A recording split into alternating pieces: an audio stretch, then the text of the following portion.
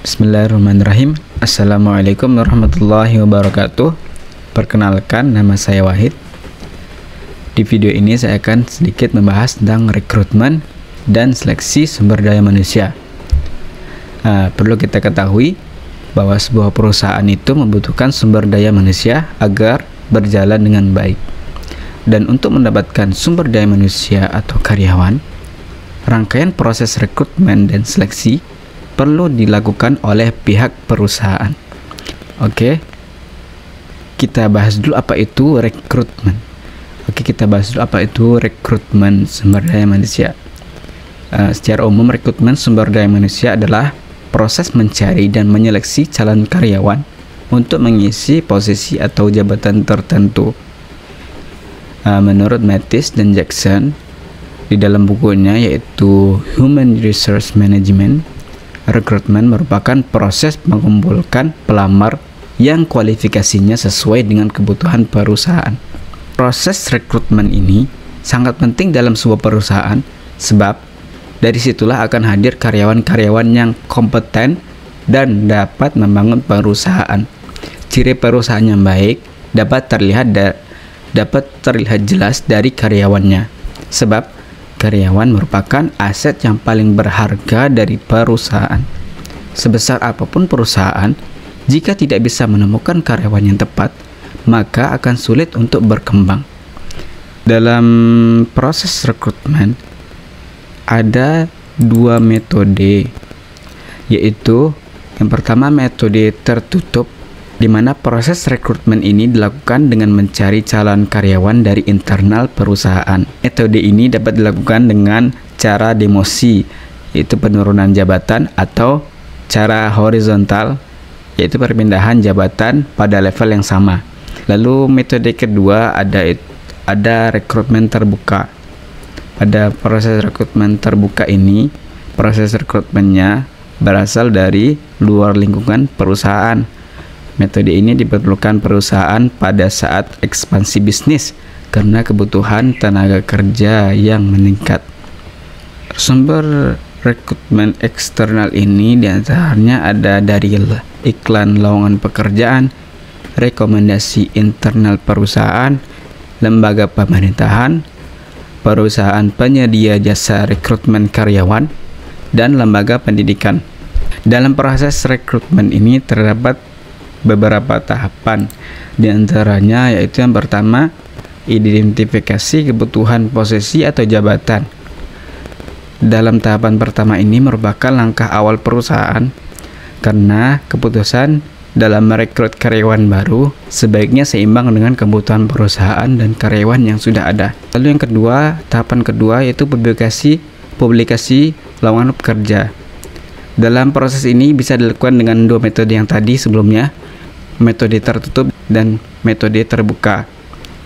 Yang mana metode tertutup bisa diinformasikan kepada karyawan lama karena besar kemungkinan terdapat kandidat internal perusahaan yang mungkin memenuhi kriteria tersebut.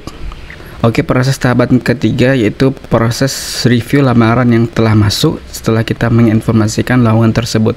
Dalam proses ini, perusahaan meninjau kembali lamaran yang sudah masuk, lalu melakukan seleksi berdasarkan spesifikasi dan kebutuhan perusahaan. Proses keempat yaitu wawancara kandidat kompeten.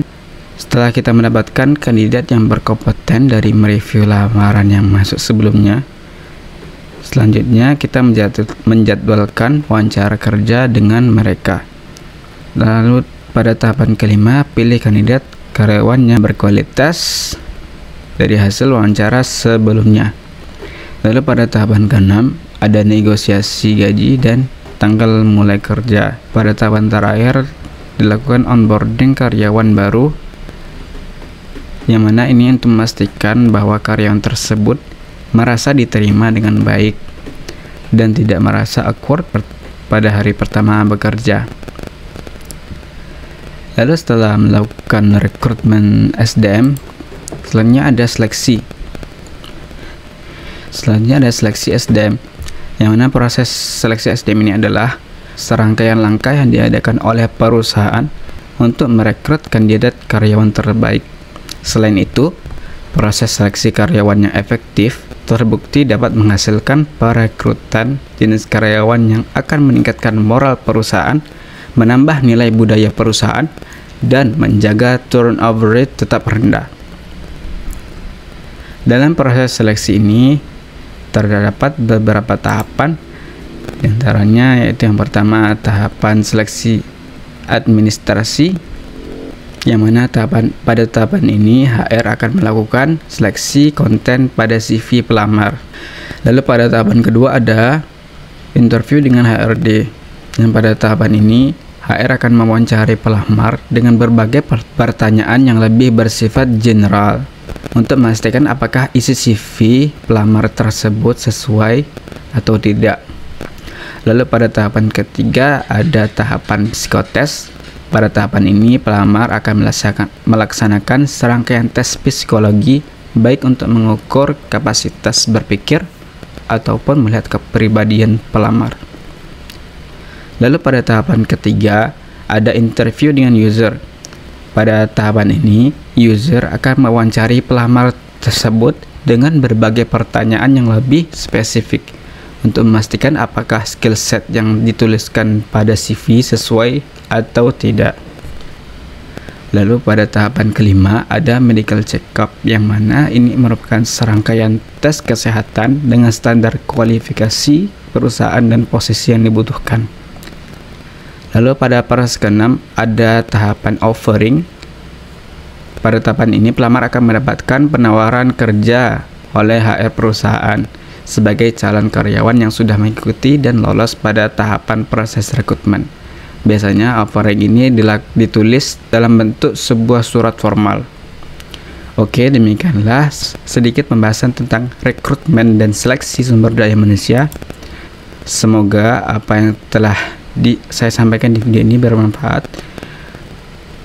Saya undur diri. Billahi fi sabilil haq. Wastabiqul khairat. Wassalamualaikum warahmatullahi wabarakatuh.